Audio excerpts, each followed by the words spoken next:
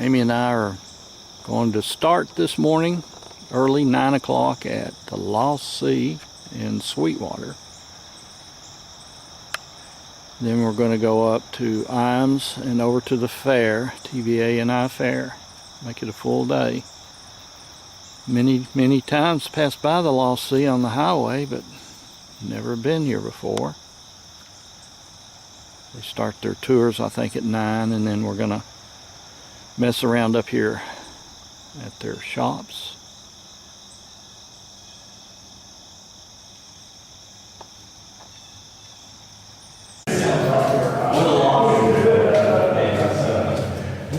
Other than that, that's all I'm thinking. Awesome. How's it going on? Tunnel down.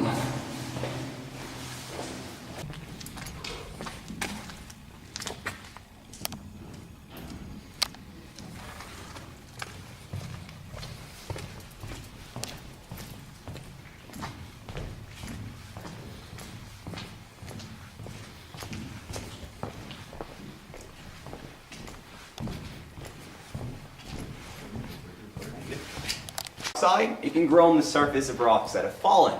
We're going to see more of that brown color, the drapery, towards the lake room area at the very bottom of the tour. Below the brown is the white flowing down, and that is flowstone. That is made up of a calcium carbonate. Also, along this area and throughout the cave, we're going to see a lot of moss and ferns and greenery. That is not natural. That was put there from you guys. Again, sometimes seeds and spores will stick to your clothing. They'll float to the unnatural light, and we have 98% humidity in the cave. It gives them enough water to grow. So, formations you're going to see on the tour. The top part that drips down, there are stalactites. The bottom part, which absorbs the water, there are stalagmites. Easy way to remember it, all caves say it. Stalactites hang tight to the ceiling. Stalagmites, they might reach the ceiling one day. If they ever reach each other and connect, they'll form this on your left, called a stalactostalagmite, or in easier terms, a column or a pillar. These three are the most common formations we're going to see through the entire tour. They're on the ceiling, the ground. Be on the lookout, watch your step. We'll continue on when you're ready. So guys, the entire room we just walked all the way around with the campfire. It's called the Cherokee Council Chambers. Now the area we're looking at was first discovered. It was owned in the 1820s by Cherokee chief with the name Chief Craighead. He got all the land we're going to see from the Wassee Philly land grant, and we know the Cherokees were down here and they were doing their meetings for two reasons. First is, about 100 years later, in the 1920s, we had a different business. We were known as the Craighead Caverns in the cave. Back in the day, in the 20s, you could pay 5 cents, you could do whatever you wanted. I'm no tour guide, no handrails, 5 cents, you roam around, you can do whatever you want. Teenagers would come, pay, and they'd explore and find ancient relics along the path, like pottery, jewelry, arrowheads. That's on the main lobby on display. Another reason you look at the ceiling, some rocks in certain areas are going to be darker than others. That is from the torches and the campfires they had when they're doing their meetings down here. Hot or cold outside, inside the cave year-round, 58 degrees. You know, always a good steady tent for them to come in, do their meetings, and they would leave after the smoke from their torches drew them out. Now, if you stay at the ceiling and turn your heads right this way, you're going to see these type of crystals throughout the cave. Now, these are some of the rarest cave formations in the entire world. They're called anthodites. Now, anthodite is a Greek word for cave flower. That's what they kind of look like as well. And they're made up from a calcium carbonate. Geologists to this day are not exactly sure why they do not go in a downward direction like the stalactites we just saw. We think they are formed though from water. It will seep out from these rocks and slowly evaporate. And what's crazy, what makes these so unique and rare, it takes 1,000 years for them to grow a cubic centimeter.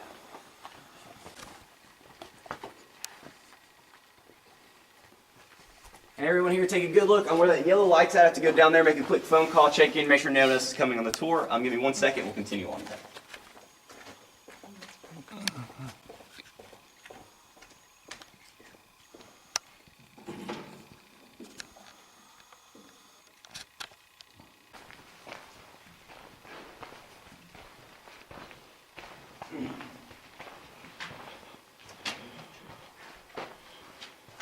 So when you look to your right, you'll see that wooden object. This is called a leaching vat. Confederate soldiers, during the Civil War, they would come down inside the cave and mine for saltpeter. Now, that is inside the clay, and that is from the back-guano from the 1800s. They'd pick up the clay, place it in the leaching vat, add boiling hot water on top of it. It would seep off in the trough area, and would go into those buckets to the far end. It would then harden overnight and now form a mother's liquor. They would add potash lime, which is lye soap and charcoal, to form a shotpeter crystal. They sent those to refineries, it was processed and turned into gunpowder to fight for the Civil War. A very old way to make gunpowder. Now, the wooden object is a big part of why the Lost Sea is a Civil War trail marker. Another reason we'll scoot on down a little bit. On your left-hand side, you're going to see the Hall of Fame wall. The difference between the two. The water rotting you'll come across, like Dennis Ray Belcher, 1965, Melissa and Jeremiah on down, confessing their love for one another. Water rotting is vandalism. Again, from the 1920s to the early 30s, we were known as the Craighead Caverns. 5-cent toll can make you do whatever you wanted. The water rotting is them doing whatever they wanted. Passing by, you'll see you'll see black rotting throughout the cave with a white. That's important. That is from Confederate soldiers and their torches. Walking by, you'll see 1863. That is the earliest known date in the entire cave. Now, when you look at it, you can see white pieces in each black number. That is where we have scraped little bits off and sent to be carbon dated tested. Came back, and again, it was the true date of 1863. So walking by, check all that cool stuff out on your left. This low rock, just please watch out for it. Over the years, it's got the name the Rock of Many Words. A lot of 4-letter ones, if you know what I mean. We'll continue on.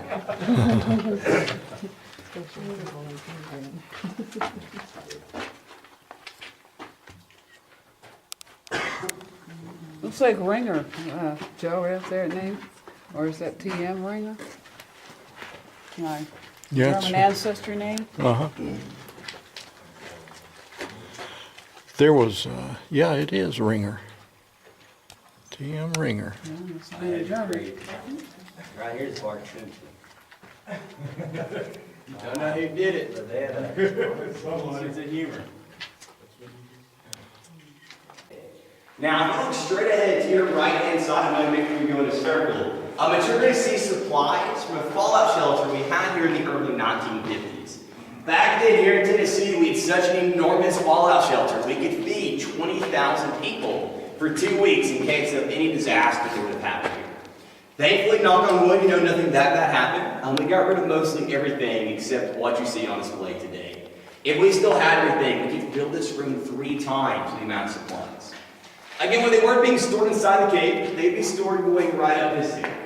Going up that hill takes you inside the second largest room we have access to. It's called the Big Room. Also up there is the natural entrance into the cave. Until 1965, the only way to exit and to enter the cave was 132 uneven stone steps at a 40-degree angle. Yeah, no one liked doing that, believe it or not. And we did blast out the yellow tunnel in 1965 to make it less strenuous to go on tour today, thankfully. Now, what's up there? It being the second largest. We've had Boy Scout troops too. Oh yeah, I'm sure they have. And you guys right here is Crystal Falls.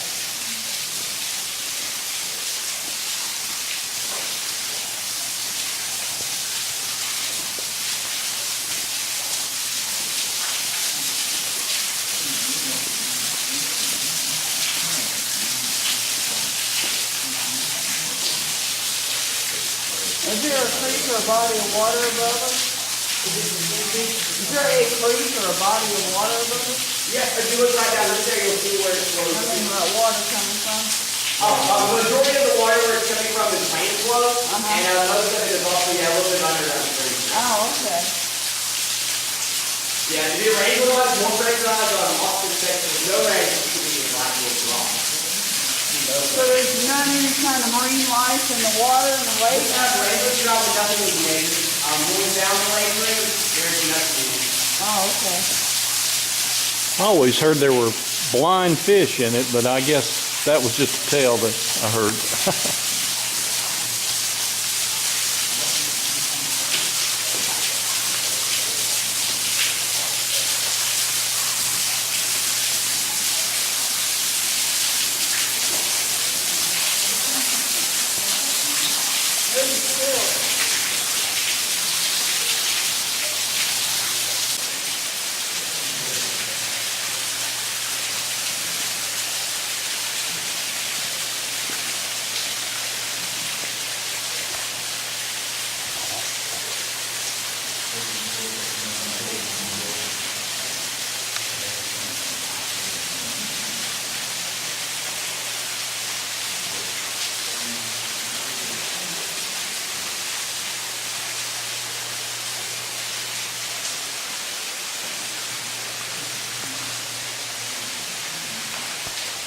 My granddad would have busted that up.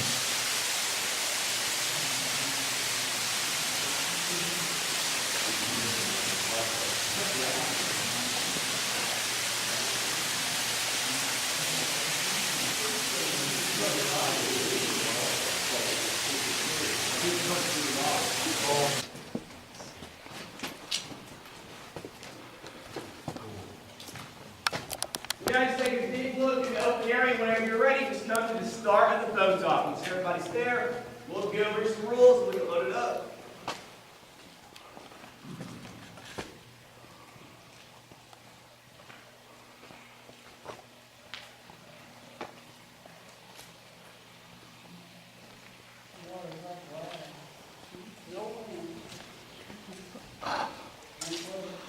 Does it fluctuate during wet weather, up and down? Yes, sir. We have a pump now that constantly drains water, but if there's intense rain overnight, this water can gain about 6 inches overnight. Yeah, everybody, welcome to the lake room, Ben Sands Discovery. This is North America's largest underground lake. This room is 800 feet long, 220 feet wide, and from the surface of the water to the ceiling, about 65 feet, give or take how much rain we have that given week. Now, a few things, again, before we get on to the boat ride. This is a floating boat dock. It's going to move, it's going to shift with your weight. It's normal. Please don't be alarmed when it starts to move when you step on it. There is going to be a small gap from the dock to the boat. I will close the gap as tight as I can. Step over it, not into it. You know, self-explanatory. You go into the water, you're going to get wet. It's going to be a long walk back up. When you get onto the boat, please go as far down as you can and take a seat. Remain seated for the entire boat ride. Guys, worst case scenario, you feel like you're going to fly off the 2-mile-an-hour boat ride. Your red, your blue seat cushion is a flotation device. Do your best job to grab that again if you feel like you're going to fly off. Now, any hats, cameras, purses, wallets, cell phones, anything of that nature, don't dangle it over the boat. Unless it is kicking, screaming, you're floating, you're not liable. If it goes into the bottom of the water, hazard of some sort. I did not believe that at first, but once it dries, it will feel a tad bit softer, believe it or not. Where your money back? That's what I need. My hands are so dry. Put it all in, you know. Now, passing by, we are going to see plenty of rainbow trout. We have some of the biggest rainbow trout in North America.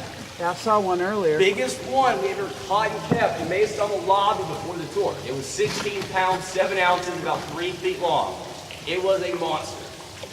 We first put them down again as an experiment in 1968 to see if they could find a way out. The first set of fish, we tagged 150 fish individually with their phone number, name, and our address. Yeah, we were hoping one day local fishermen would get lucky. You'd catch a fish, call us, Tennessee Logic, we would know where the water exits. You know, that's what the experiment was intended. It was a bust, did not work out whatsoever. The fish, they see as much as we can. You know, they go to a dark spot, they'll get lost. They'll end up being right back here. And then getting fed every boat ride, every day, did not give them that motivation they needed to find a way out. Turns out you feed an animal 60 times a day, every day. It does not want to leave. It makes a home here. That is why we have them currently. They're now just a tourist attraction. I know you haven't seen many now. We feed them in the same spot every boat ride. It's about halfway down. That is where most of them hang out. This is the first tour of the day, though, so you might not see as many as usual, but we'll spin in a lot of circles to make sure we at least see a couple before we start taking off. I saw the one when you first got in. Now, because the fish fell, we had a better idea. You know, we're going to send human beings down instead of fish to see if they could find anything and do a better job. In 1974, between the 3 lots on your left-hand side that we're coming up to, they went down 30 feet in between the middle. Going that deep, they actually found a tunnel. It was a team of 4. The team of 4 went through that tunnel one by one and discovered a huge room completely submerged, top to bottom with water. Now, when exploring, Have to harvest them because of the population? not exactly. Thankfully, we picked 1,000 years ago. We know it was that long ago from the drapery. That's the brown color you see. Drapery is made up of an iron oxide. It grows on the surface of rocks that have fallen. When we discovered the lake and we noticed it, we scraped these 2 pieces off. We sent that to be isotope dated. Again, it came back, y'all, it was 2,000 years old. The rocks fell in 3 pieces. Anywhere it's smooth, weighing 27 tons in total, about 9 tons each. Then right above the drapery, the ceiling, you're going to see a lot of objects pointing down. These are all called soda straw stalactites, and they're hollow. You can break these off, put them in a drink, use that as a common straw. The one downside, it would taste exactly like rust. It is made from an iron oxide, and it would be a $500 fine for a straw. But your call. Pretty expensive Yeah, straw. cool party trick to have up your sleeve. And lastly, guys, going by, if you get dripped on, don't worry. That is going to be from Bessie the milking cow. Yeah, it's only Betsy. Bessie is the most active formation in the entire cave. She drips about a drop a second. Said to be a cave kiss, you get dripped on. You get 7 days of good luck. Okay, kid. You get dripped on, leave here, go out, buy a lottery ticket, you win. The tour guide's name is Jack. I 4-letter already got name. dripped on them already. Don't forget it if you win. 5 weeks of good luck. What's cool about Bessie right now, we're about 140 feet below that first gravel parking lot on your right-hand Oh, wow. side when you enter the Lost Sea. Doing You good. may have parked there today, depending on how busy we are. Right when you're arriving in that huge parking lot, that's what we're under right now. We gotta get one of these. And then just at the ceiling, guys, you'll see a lot more soda straws. I know it's really congested in that area, so here's a lot more. Kind of like brown icicles. You can tell these are active from the blackening, which is a big difference. That is the moisture. That is what keeps them. What's cool about stalag... There you go. Okay, kiss it. No! He's gonna buy All dinner. right. Yeah. Okay. Oh.